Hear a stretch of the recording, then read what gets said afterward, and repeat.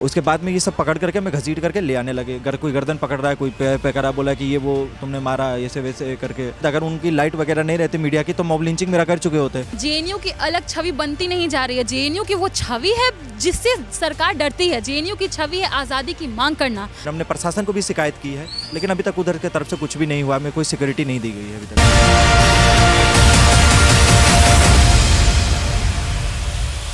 पर जिस तरीके से रात में पत्थरबाजी हुई और साफ तौर पर दो गुटों के बीच ये पत्थरबाजी का मामला है, जिसमें एक बीबीसी द्वारा बनाई गई documentary India the Modi question, जिसको लेकर ये पूरा विवाद एक बार फिर जेएनयू में छिड़ गया है।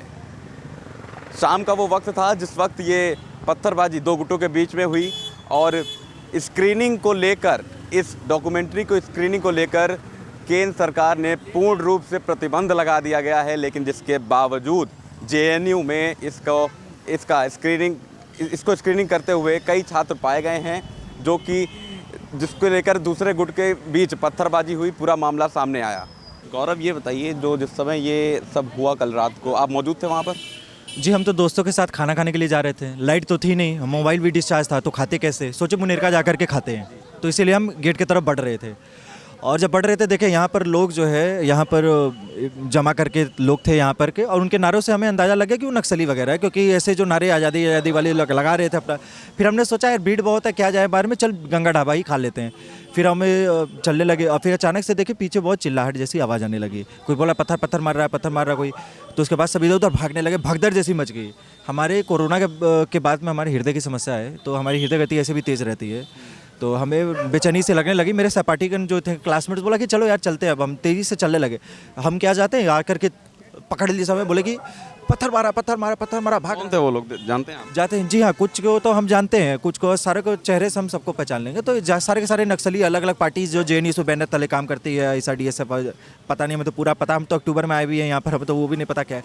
तो उसके बाद में ये सब पकड़ करके मैं घसीट करके ले आने लगे। कोई गर्दन पकड़ रहा है, कोई पैर पे करा, बोला कि ये वो तुमने मारा ऐसे वैसे करके। और उसके बाद ला करके यहाँ पर गेट पे हमें 200-300 के करीब इनकी जनसंख्या होगी, बोल रहे हैं और हमें बोलने भी नहीं दे रहे हैं। हम बार बार बोल भी रहे हैं कि थोड़ा दूर हट के बात करो ना। तुम्हें कोई लगता है जाओ पुलिस को दो, तुम क्या कर रहे हो? तुमको लगता है ऐसा कुछ है तो जाओ पुलिस को दो, अपने सबूत दो, मीडिया को दिखाओ। मीडिया से बड़ा, मीडिया को ही वो मारने लगे, धक्का मुक्की की मीडिया के साथ भी। हम लोग मीडिया को दिखाओ ना कि तुम्हें क्या है। तो कैसे दिखाते? कुछ था ही नहीं उनके पास में। अंतिम में यहाँ पर गेट खुली, गेट के पास यहाँ पर लाते, और गेट खुलने के पहले मतलब कि एक बात है कि हमारे जो एक विकास भैया हैं, उन्होंने आकर के हमारी जान बचाई। मीडिया के लोगों का भी धन्यवाद। अगर उनकी लाइट वगैरह नहीं रहती मीडिया की तो मॉब लिंचिंग मेरा कर चुके होते। उसके बाद में जैसे तैसे करके वो बचा करके गेट के बाहर लाते, फिर वो तब भी घेरे रहते हैं, बोलते आज जाने नहीं देना। फिर लास्ट में बोलते आपस में बात करके चल छोड़ दो, ज़्यादा नहीं देना, ज़्यादा फुटेज नहीं देना, ऐसे बोल करके बाद में देख लेंगे, ऐसे बोल करके अपना निकाल लेते हैं ये सब। तो क्या लगता है, जिस तरीके से स्क्रीनिंग की जो बात चल रही है उसमें बोल रहे हैं कि पत्थरबाजी ABVP के कार्यकर्ताओं द्वारा करी गई पहले?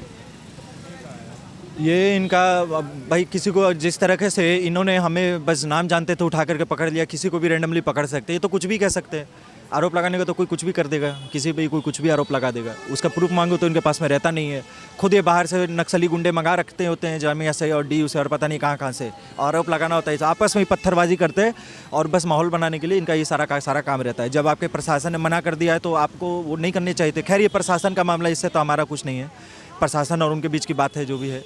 लेकिन अब उसके बाद में इनका जो मेरे साथ में ये सलूक था, फिर हमने प्रशासन को भी शिकायत की है, लेकिन अभी तक उधर की तरफ से कुछ भी नहीं हुआ। हमें कोई सिक्योरिटी नहीं दी गई है अभी तक में। एक बात और सामने आई थी जिसमें बोला गया था कि लाइट काट दी गई थी। लाइट काटने के बाद भी उन लोगों ने लैपटॉप, मोबाइल्स और इन सारी चीज़ों पर उसको स्क्रीनिंग करने की कोशिश की और लोगों को बताने की कोशिश करी, और QR कोड भी दिए गए वहाँ पर। हाँ, ये उनका अपना प्रोपेगेंडा रहता है, अलग अलग तरीके से वो लोगों ने किया होगा, क्योंकि हम वहाँ पर थे नहीं तो हमें उतना ज़्यादा। हम तो दोस्तों के साथ चाय पीने के लिए आ रहे थे, तो अब यहाँ पर उन्होंने हमें पकड़ लिया और हमें ऐसा वो करने लगे हमारे साथ में। हमें लिंचिंग का प्रयास किया गया हमारे साथ में। किस वक्त की ये घटना थी लगभग? ये देखिए, हमारा मोबाइल ऑफ हो गया था उस समय भी, क्योंकि लाइट थी ही नहीं, और आईफोन वाला जो हमारा है वो बहुत जल्दी डिस्चार्ज हो जाता है। तो तकरीबन तभी 10:15 के बाद का ही वो समय होगा। आपको नहीं लगता जिस तरीके से केंद्र सरकार द्वारा प्रतिबंध लगाने के बाद भी इन लोग ने स्क्रीनिंग करने की कोशिश की, आगे भी करेंगे? अब देखिए, कोई क्या करे उससे तो हम नहीं रोक सकते हैं, लेकिन अभी जो देश में जो नियम है वो नियम कानून कायदे से चलना चाहिए। अब जो बाकी प्रशासन, जो यूनिवर्सिटी प्रशासन जो चाहे वो उनका करे, नहीं से हमारा तो कुछ नहीं है।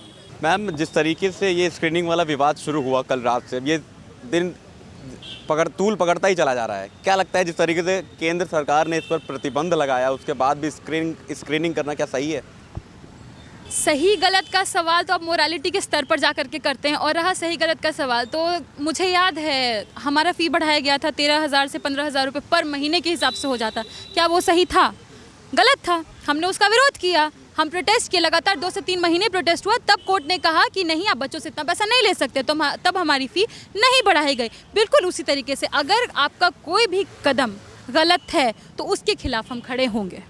लेकिन मेरा सीधा सवाल यहाँ पर ये है, केंद्र सरकार द्वारा प्रतिबंध, उसके बाद जेएनयू प्रशासन द्वारा प्रतिबंध, उसके बाद भी जेएनयू के अंदर वो चीज़ करी जा रही है, क्या कहना है इस पर? देखिए, आप इस बात पे मत जाइए कि कौन क्या कर रहा है नहीं कर रहा। आप पहले सवाल इस पे कीजिए कि प्रतिबंध किया क्यों गया, किस चीज़ पर प्रतिबंध हुआ और क्या कारण रहा होगा कि प्रतिबंध हुआ।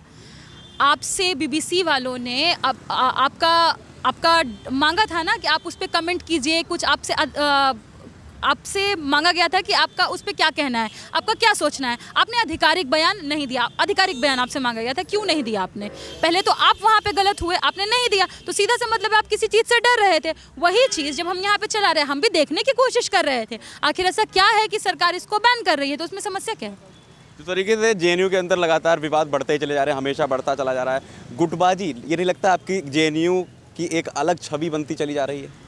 जेएनयू की अलग छवि बनती नहीं जा रही है। जेएनयू की वो छवि है जिससे सरकार डरती है। जेएनयू की छवि है आज़ादी की मांग करना। जेएनयू की छवि है किसी भी गलत कदम के खिलाफ बोलना। जेएनयू की छवि है जातिवाद पितृसत्ता के ऊपर चढ़ के बोलना। जेएनयू की छवि है किसी तरीके से गरीबी, भूखमरी, बेरोजगारी है उसके खिलाफ में बोलना। आज़ादी के लिए पत्थरबाजी करना क्या सही है? आज़ादी के लिए कौन पत्थरबाजी कर रहा है? कल जो पत्थरबाज हैं वो उन्हीं के गैंग के लोग हैं। जो पत्थरबाज एबीवीपी है, बीजेपी का बच्चा संगठन है, पत्थरबाज वही थे। तब ना 5 जनवरी की वाली कोमल शर्मा आज तक नहीं मिली है, उसका फोटो तक सामने आ गया। हथौड़ा फावड़ा लेकर के घूम रही है, एसिड लेकर के घूम रही है स्टूडेंट्स को मारने के लिए, क्यों नहीं पकड़ी गई आज तक? सवाल मेरा ये है, आप खोजिए ना, इसमें आप ही के संगठन के लोग मिलेंगे, सब पकड़ाएंगे।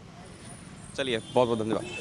तो ये थे यहाँ पर कुछ लोग मौजूद थे जिनसे हमने बातचीत करने की कोशिश की। जिस तरीके से कल रात को जो यहाँ पथराव हुआ जेएनयू के अंदर, जो डॉक्यूमेंट्री बीबीसी द्वारा बनाई गई है जिसमें प्रतिबंध लगाया गया था, जिसके बाद भी उसको दिखाया गया, जिसके बाद ये पथराव हुआ, पूरी कार्रवाई की गई। आपको बता दें, बीबीसी द्वारा एक डॉक्यूमेंट्री बनाई गई है जिसका नाम इंडिया द मोदी क्वेश्चन, जिसमें कई सारी चीज़ें दिखाई गई हैं और कई लोगों से हमने जानने की कोशिश करी कि आखिर पूरा मसला क्या था पूरा मामला। तो उन्होंने बताया ये लगभग शाम का वो वक्त था जिस वक्त कुछ छात्र संगठन के लोग वहाँ पर मौजूद थे जिन्होंने इस डॉक्यूमेंट्री की स्क्रीनिंग की, जिस पर पूर्ण रूप से सरकार ने प्रतिबंध लगाया था और डीयू के प्रशासन ने भी उस पर प्रतिबंध लगाया था, जिसके बाद भी इस डॉक्यूमेंट्री को दिखाया गया, जिसके बाद ये विवाद बढ़ता ही चला गया। कैमरा पर्सन अभिनव के साथ मैं रमन दीक्षित, नेशन लाइव।